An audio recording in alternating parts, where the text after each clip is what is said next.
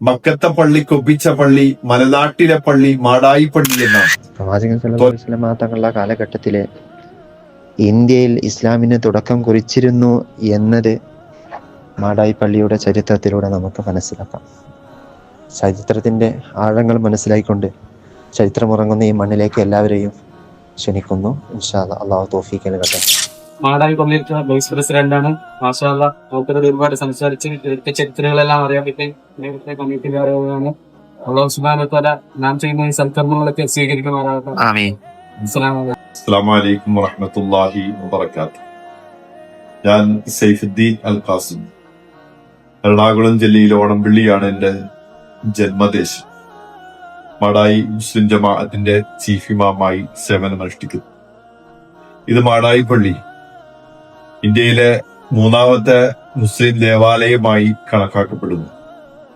AD 629 ഹിജറ 5, അതായത് നബി കരീം സല്ലല്ലാഹു അലൈഹി വസല്ലമ തങ്ങൾക്ക് 58 വയസ്സുള്ളപ്പോൾ പണികഴിപ്പിച്ച ഇന്ത്യയിലെ മൂന്നാമത്തെ മുസ്ലിം ദേവാലയമാണ് മാടായി പള്ളി.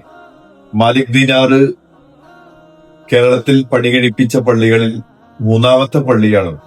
ഇവിടെ മറമാടി കിടക്കുന്നത് മാലിക് ദീനാറിന്റെ മകൻ അബ്ദുറഹ്മാൻ ബിൻ ദീനാറും അതുപോലെ മുഹമ്മദ് ബിൻ മാലിക് ദീനാറുമാണ്. ഇന്ത്യയിലെ ഇസ്ലാമിക ചരിത്രം ചേരമാൻ പെരുമാളുമായി ബന്ധിതമാണ്. നമുക്കറിയാം, ചേരമാൻ രാജാവ് മക്കയിൽ പോയി ഇസ്ലാം സ്വീകരിച്ച് അദ്ദേഹം തിരിച്ചു വരുന്ന വഴിക്ക് അദ്ദേഹത്തിന്റെ കൂടെ ഉണ്ടായിരുന്ന സഹാബാക്കൾ അവരുടെ കയ്യിൽ കത്തുകൊടുത്ത കാരണം കൊണ്ടാണ് ഇന്ത്യയിലെ ആദ്യത്തെ പള്ളിയായ കൊടുങ്ങല്ലൂർ ചേരമാൻ പള്ളി നിർമ്മിച്ചത്. അതിനുശേഷം ധാരാളം പള്ളികൾ ആ സഹാബത്ത് മാലിക് ദീനാറും സംഘവും നമ്മുടെ കേരളത്തില് പണികഴിപ്പിച്ചിട്ടുണ്ട്.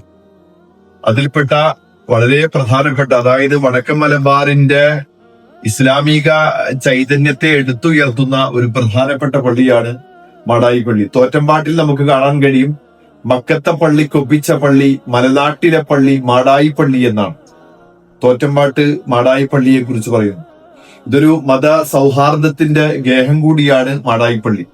ധാരാളം സന്ദർശകര്, വിദേശത്തും സ്വദേശത്തുമുള്ളവർ പള്ളിയുടെ പൈതൃകം അറിഞ്ഞും അതിന്റെ പൗരാണികത മനസ്സിലാക്കാനും ഒക്കെയായിട്ട് ധാരാളം സന്ദർശകർ ദിനേനെ പള്ളി സന്ദർശിച്ചുകൊണ്ടിരിക്കുന്നു. മാത്രമല്ല, ചരിത്ര വിദ്യാർത്ഥികളുടെ ഒരു ചരിത്ര പഠന കേന്ദ്രം കൂടിയാണ് മാടായി പള്ളി എന്നുള്ളത്. കണ്ണൂർ ജില്ലയിലെ പഴയങ്ങാടിയിൽ സ്ഥിതി ചെയ്യുന്ന മാടായി പള്ളി ഒരു മത സൗഹാർദ്ദത്തിന്റെ ഒരു വടക്കൻ മലബാറിന്റെ ഒരു മുഖമുദ്ര കൂടിയാണ്. ഇവിടെ മറമാടി കിടക്കുന്നത് മാലിക് ദീനാറിന്റെ 2 മക്കളാണ്. അബ്ദുറഹ്മാൻ ബിൻ മാലിക്കും അതുപോലെ തന്നെ മുഹമ്മദ് ബിൻ മാലിക് ദീനാറുമാണ്. ഈ മഖ്ബറ സന്ദർശിക്കുവാനും പ്രാർത്ഥനകൾ നടത്താനും ധാരാളം വിശ്വാസികളും അതുപോലെ തന്നെ അവിശ്വാസികളും ഇവിടെ വന്നെത്താറുണ്ട്, ദിനേന വന്നെത്താറുണ്ട്.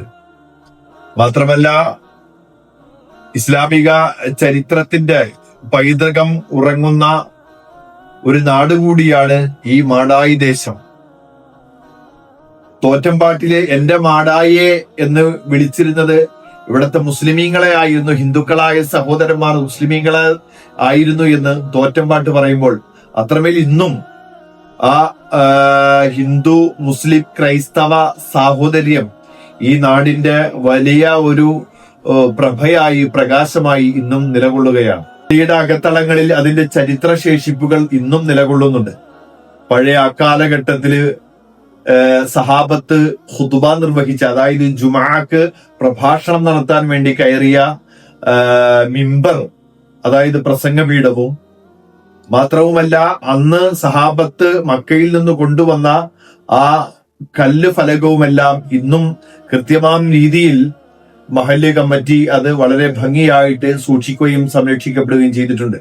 മഖ്ബറകളിൽ എഴുതപ്പെട്ടിരിക്കുന്ന അതിന്റെ ആ മീസാൻ കല്ലുകളിൽ എഴുതപ്പെട്ടിരിക്കുന്ന അറബി ലിപി, പ്രവാചകൻ സല്ലല്ലാഹു അലൈഹി വസല്ലമ തങ്ങളുടെ കാലഘട്ടത്തിൽ ഉപയോഗിച്ച അറബി ലിപിയായി ചരിത്ര ഗവേഷകർ അതിനെ വീക്ഷിക്കുകയാണ് ചെയ്യുന്നത്, അല്ലെങ്കിൽ അങ്ങനെയാണ് അവർ അതിനെ കണക്ക് കൂട്ടപ്പെടുന്നത്. കാരണം പ്രവാചകൻ സല്ലല്ലാഹു അലൈഹി വസല്ലമ തങ്ങൾ രാജാക്കന്മാർക്ക്, അതായത് അക്കാലഘട്ടത്തിലുള്ള രാജാക്കന്മാർക്ക് ദീനീ പ്രബോധനാർത്ഥം പ്രവാചകൻ അയച്ച ലിപികളുമായിട്ട് അഭേദ്യമായ അതേ താരതമ്യം ഉള്ളത് കൊണ്ട് തന്നെ അക്കാലഘട്ടത്തിലാണ് അത് എഴുതപ്പെട്ടത് എന്ന് തന്നെ അനുമാനിക്കപ്പെടുന്നു. അസ്സലാമു അലൈക്കും. എന്റെ പേര് അബ്ദുൽ ഗഫൂർ, പഴയങ്ങാടി സ്വദേശിയാണ്. മാടായിപ്പള്ളി ജമാഅത്ത് കമ്മിറ്റിയുടെ വൈസ് പ്രസിഡന്റാണ്. കഴിഞ്ഞ 4 വർഷം അൽഹംദുലില്ലാ വളരെ ഭംഗിയായി ഈ മഹലിനെ എല്ലാവരുടെയും ജനപങ്കാളിത്തത്തോടെ, മഹലിൻ നിവാസികളുടെ പങ്കാളിത്തത്തോടെ നല്ല നിലയിൽ കൊണ്ടുപോകാൻ സാധിക്കാൻ അൽഹംദുലില്ലാ. ഈ മാടായിപ്പള്ളിയെ സംബന്ധിച്ച് പറയുകയാണെങ്കിൽ കേരളത്തിൽ 2ാമത് പണിത പള്ളിയാണ്.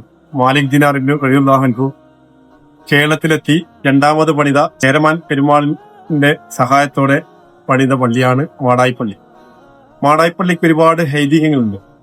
ഇന്ന് കാണുന്ന ഈ നിലയിലായിരുന്നില്ല അന്നത്തെ മാടായിപ്പള്ളി.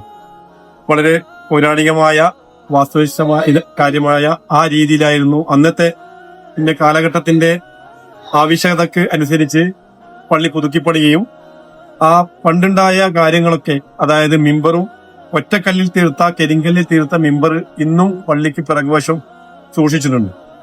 അതുപോലെ തന്നെ ആ മാർബിൾ ശിലാഫലങ്ങൾ അത് വളരെ ഒരു പ്രശസ്തമായ ഇതാണ്. അത് വായിക്കാൻ തന്നെ അന്നത്തെ ആ ലിപിയിൽ എഴുതിയതാണ്. അതുപോലെ തന്നെ മാടായിക്കാവ്, മാടായിപ്പാറ, മാടായിപ്പള്ളി ഇതൊരു പരസ്പര പൂരകങ്ങളാണ്. ശാന്തിയുടെയും സമാധാനത്തിന്റെയും സഹവർത്തിത്വത്തിന്റെയും ഒരു നാടാണ് മാടായി. അതുകൊണ്ട് തന്നെ മാടായിപ്പള്ളി, മാടായിക്കാവ്, മാടായിപ്പാറ ഇത് 3ഉം മാടായിയെ സംബന്ധിച്ച് ഒഴിച്ചുകൂടാൻ പറ്റാത്ത ജനങ്ങളുടെ സഹിഷ്ണുതയുടെയും സാഹോദര്യത്തിന്റെയും പ്രതീകങ്ങളായി നിലനിൽക്കുന്ന ഒരു ഏടിന്റെ ബാക്കി പത്രമാണ്.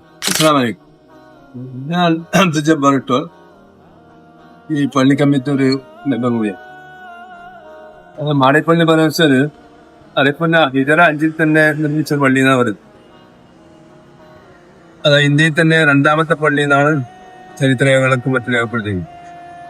ഈ പള്ളി വെച്ചാൽ എന്റെ ഓർമ്മയിൽ തന്നെ 4ാമത്തെ പള്ളിയായിരുന്നു. പല പള്ളി ഇങ്ങനെ പൊളിച്ചെടുത്തോണ്ട് അതിന്റെ കാലത്തിനനുസരിച്ചിട്ട് മാറ്റിക്കൊണ്ടിരുന്നത് പല സൗകര്യങ്ങളനുസരിച്ച് മാറ്റിയതാണ്. ആദ്യത്തെ പള്ളിയിൽ നമ്മളൊക്കെ നമ്മള് നാട്ടുകാരാളുകൾ ഉണ്ടാക്കിയ ഒരു ടീച്ചർ നോക്കിയിട്ടാണ് മനസ്സിലാക്കിയത്. ആ പള്ളിന്റെ ആ വസ്തുശിലയൊക്കെ അക്കാലത്തിന്റെ പല ക്ഷേത്രങ്ങളോടുള്ള അനുബന്ധിച്ചുള്ള ഒരു ടൈപ്പായിരുന്നു അക്കാലം. അതായത് ഇവിടുന്ന് പള്ളി തുടങ്ങിയിട്ട് ഈ ബോർഡ് വരെ പള്ളിയായിരുന്നു. അവിടുന്ന് താഴത്തെ കയറിയിട്ട് വലുത്താണ്. പിന്നെ മാടായിപ്പാളെ സംബന്ധിച്ച് മറ്റുള്ള എല്ലാ ഇതെല്ലാം ഇവിടെ കിടക്കുന്ന ആൾക്കാരൊക്കെ അക്കാലത്ത് 1400 വർഷം വെച്ചുമ്പോൾ ഹിജറ തന്നെ ഇവിടെ വന്ന് ദീനി ആവശ്യം വരികയും ഇവിടെ പള്ളി നിർമ്മിക്കുകയും ദീനി പ്രവർത്തനം ചെയ്തൊക്കെയാണ്.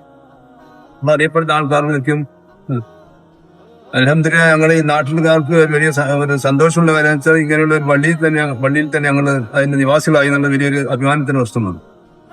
ഇൻഷാ അല്ലാഹ് അതിന്റെ ഹൈറാക്കിട്ട് പഠിച്ചവൻ നമ്മളെ ഇനിയുള്ള അങ്ങോട്ടുള്ള യാത്രയും വളരെ ഭംഗിയായി നടത്തും. പള്ളിക്ക് എല്ലാ സംരക്ഷണം കൊടുക്കുന്ന എല്ലാ തോഫീക്കും പഠിച്ചു നൽകട്ടെ എന്ന്. അസ്സലാമു അലൈക്കും വറഹ്മത്തുള്ളാഹി.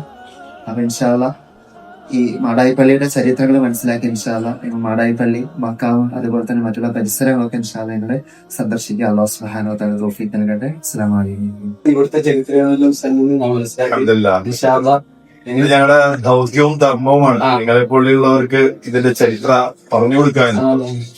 മഹാന്മാർക്ക് അറിയാൻ സാധിച്ചു.